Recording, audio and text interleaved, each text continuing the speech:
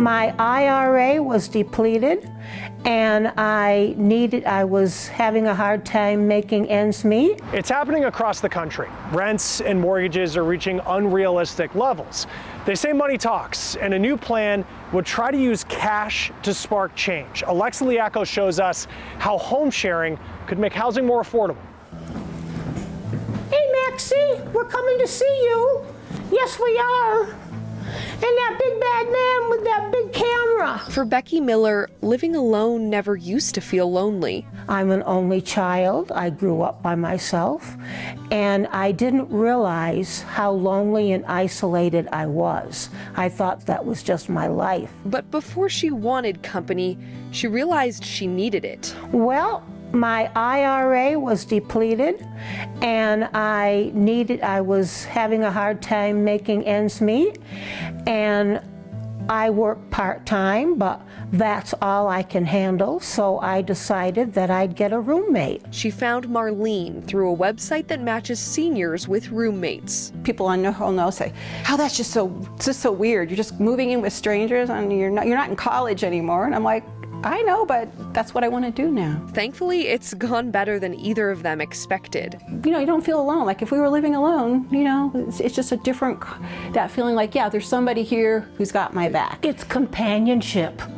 I know I don't have to eat supper alone. And together, it's much easier to pay the bills. When back in the 60s and the 70s or the 80s, it was hard for us to imagine how much more the cost of living was going to be when we hit retirement. For me, this fits really well. I'm saving money to do the things that I want to do. These women are part of a growing trend helping older Americans afford housing. It's called home sharing, meaning two or more people who aren't related live together to share costs. For some people, it will provide an alternative for a way that they can at least live independently without having to go to a shelter. Eileen Doherty works with the Colorado Gerontological Society. She says many seniors are spending 80 to 90% of their monthly income on rent.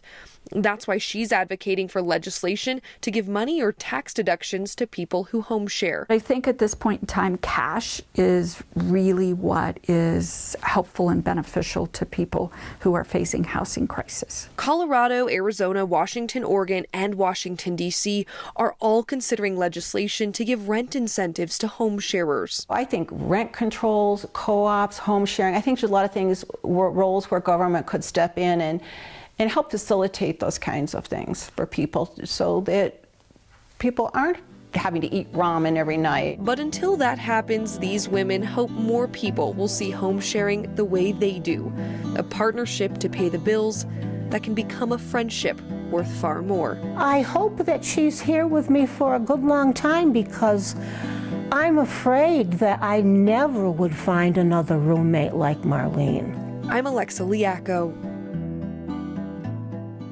Thank you for joining us this week for a conversation about money.